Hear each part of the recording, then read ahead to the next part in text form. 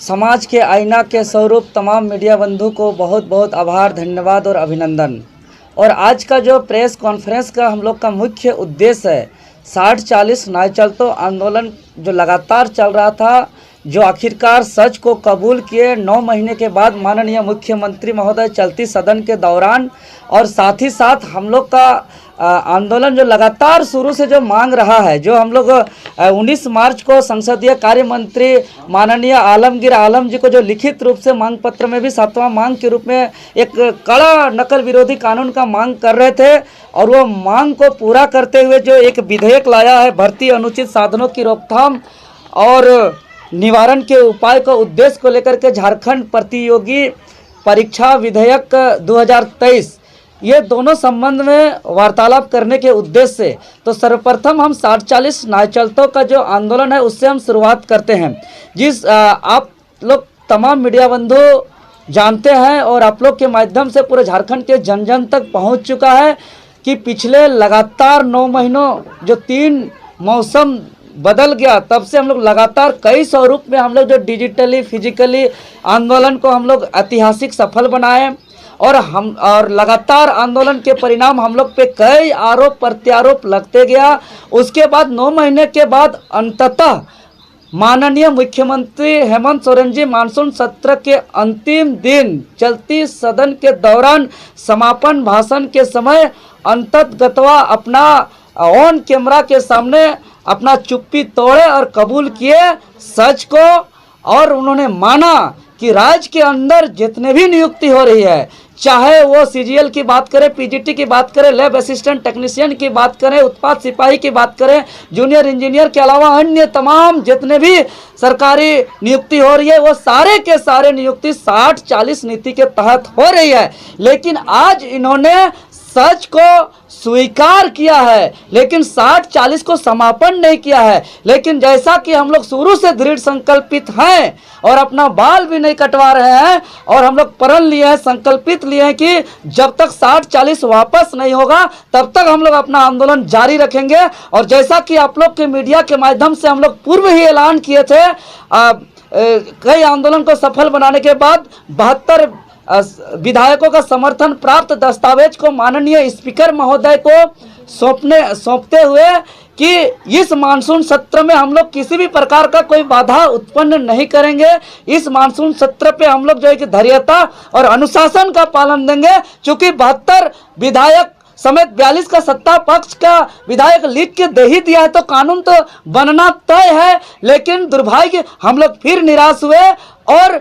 जैसा उम्मीद था वैसा एकजुटता पक्ष विपक्ष नहीं दिखा सदन में। जिस प्रकार वो लोग अपना वेतन वृद्धि को लेकर के पक्ष विपक्ष के विधायकों ने एकजुटता दिखाया, उसी प्रकार स्थानीय और नियोजन के मामले पर एक दिन इसका चर्चा होना चाहिए था, पक्ष विपक्ष को एकजुटता दिखाना चाहिए था, लेकिन नहीं दिखाए। और जो है कि यह दुर्भाग्य है। इसीलिए अब हम लोग इस मुख्यमंत्री महोदय को हम लोग आज प्रेस वार्ता के माध्यम से कहना चाहेंगे कि अभी तो आपने सच कहने में आपको मजबूर किए हैं और सच को कबूल किए हैं कि 60-40 के तहत ही नियुक्ति हो रहा है, लेकिन इसको अब समापन नहीं किए हैं, स्वीकार किए हैं। आज हम आपके चैनल के माध्यम से तमाम जनता को विश्वास दिलाना चाहेंगे कि इसको समापन होने तक हम लोग अपना संघर्ष जारी रखेंगे। और हम लोग का इस आंदोलन के दरमियान में जो लाखों छात्रों पर, हजारों सैकड़ों छात्रों पर जो फर्जी मुकदमा किया गया, हजारों लाठी तोड़ा गया, माओ बहनों का खून बहाया गया, और इतना ही नहीं, आप देखते हैं कि यहाँ के सत्ता पक्ष के नाला के विधायक माननीय जो है कि रविंद्रनाथ महतो जी के द्वारा छात्रों के डिग्री पर भी सवाल खड़ा किया गया। इतना ही नहीं, हद तो तब हो गया था जब सत्ता पक्ष के केंद्रीय प्रवक्ता महोदय यहाँ के छात्रों को विपक्ष वित्तपोषी का संज्ञान दिया गया। इतना ही नहीं, उन्होंने दलाल तक का संज्ञा दिया गया। और इतना लाठी खाने के बाद तो क्या मुख्यमंत्री महोदय आप तमाम एफआईआर को वापस करेंगे? क्या मुख्यमंत्री महोदय ये तमाम जो अत्याचार किए, हम लोग पे शोषण किए, जुर्म किए, माफी मांगेंगे कि नहीं मांगेंगे, ये सवाल है। और जो हम लोग ने लगातार आंदोलन के दरमियान में हम लोग ने कहा था कि हम लोग दिल्ली तक जाएंगे, हम लोग जो है कि एडमिट कार्ड फाड़ो अभियान का जो हम लोग कार्यक्रम रखेंगे, उसको देखते हुए जो है कि एक ऐसा नियम लाए हैं, एक ऐसा कानून लाए हैं। खैर यह नकल विरोधी कानून हम लोग का मांग रहा है और ये नकल विरोधी कानून शुरू से हम लोग माननीय मंत्री आलमगीर आलम साहब को लिखित रूप से भी 7वां मांग हम लोग रखे हैं। लेकिन जो है कि ये विधेयक को हम लोग स्वागत करते हैं और आभार व्यक्त करते हैं सरकार को कि एक पहल किया है। लेकिन इस विधेयक के तहत हम बताना चाहेंगे आप लोग के चैनल के माध्यम से कि बड़ी चालाकी से ऐसा प्रावधान किया गया है कि जिस प्रकार अभी हम लोग आंदोलन कर रहे हैं, जिस प्रकार छात्र गलत का आवाज उठा रहे हैं, मीडिया चैनल प्रसारण कर रहे हैं, पुलिस प्रशासन भी जो है कि सही का साथ मजबूरन दे रहे हैं, इस विधेयक के तहत आने वाले दिनों पे कुछ ऐसा नहीं होगा। ऐसा प्रावधान किया गया है जो मैं विस्तार से थोड़ा बहुत बताना चाहेंगे आप लोग के चैनल के माध्यम से। 17 पेज का जो यह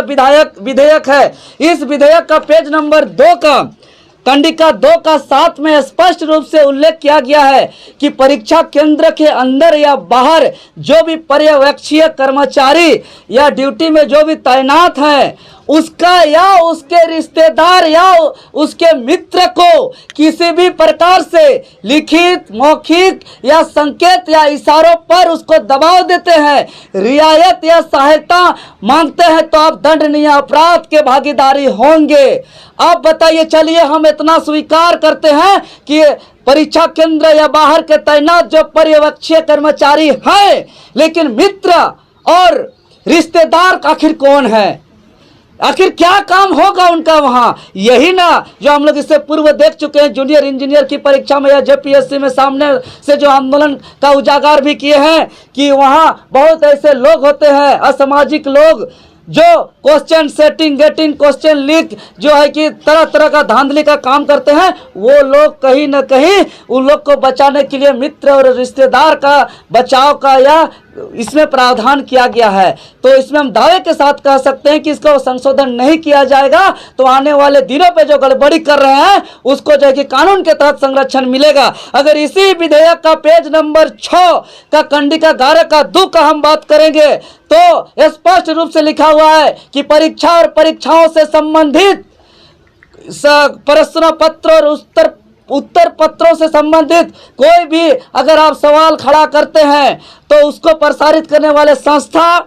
प्रबंधन संस्था या कोई भी मीडिया संस्था उसको आवाज उठाते हैं तो वो दंडनीय के भागीदारी होंगे, स्वयं दंडनीय के भागीदारी होंगे। अब बताइए, हम परीक्षा लिखेंगे, मान लिया हम इतिहास के छात्र हैं और हम वहां देख रहे हैं कि मेरा 6 क्वेश्चन अंदर में गलत था, उसको बाहर आके हम बोल नहीं सकते हैं। अगर हम बोल सकते हैं, अगर सिद्ध करने वाला आयोग, सिद्ध करने वाला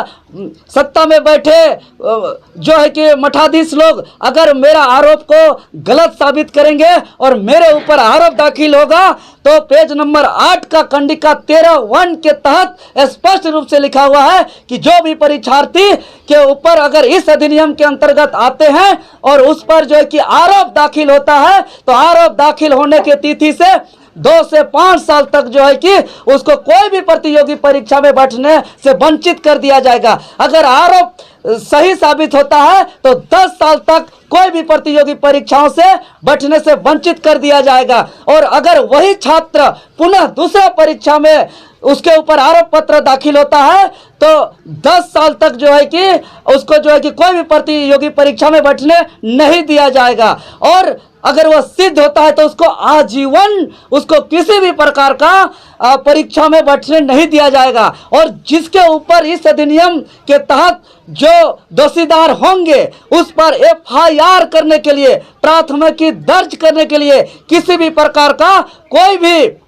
जो है कि जांच की आवश्यकता नहीं होगी। यह इस अधिनियम पे साफ साफ लिखा हुआ है 23 का 1 का क और ख में, जिसका पेज नंबर 12 में उल्लेख है। और किसी को भी गिरफ्तार करने के लिए कोई भी वरीय अधिकारी का, कोई भी अन्वेषक अधिकारी का अनुमोदन की जरूरत नहीं है। अगर हम ये तमाम बिंदुओं पर अगर संशोधन नहीं कराते हैं तो आने वाले दिनों पे यह विधेयक जो दलील दिया जा रहा है कि यह भर्ती में अनुचित साधनों का रोकथाम और निवारण के उद्देश्य से लाया गया है, यह कहीं ना कहीं आने वाले दिनों पे युवा विरोधी विधेयक साबित होगा, छात्र विरोधी साबित होगा और लोकतंत्र विरोधी भी साबित होगा। क्योंकि लोकतंत्र अगर खड़ा हुआ है तो 4 स्तंभ पे खड़ा हुआ है, जिसका एक महत्वपूर्ण स्तंभ जो है कि मीडिया है, और उस मीडिया के भी प्रसारित करने वाले अधिकार को भी इसमें हनन किया जा रहा है। उसको 10 करोड़ तक का जुर्माना का प्रावधान किया गया है। यह बहुत गंभीर मामला है। इस तमाम चीजों को लेकर के हम लोग जो है कि आगे आंदोलन को बुलंद करने के लिए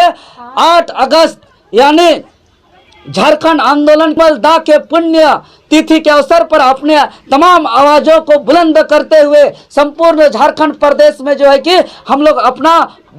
प्रतिक्रिया एक्टिविटी करने का काम करेंगे, जिसमें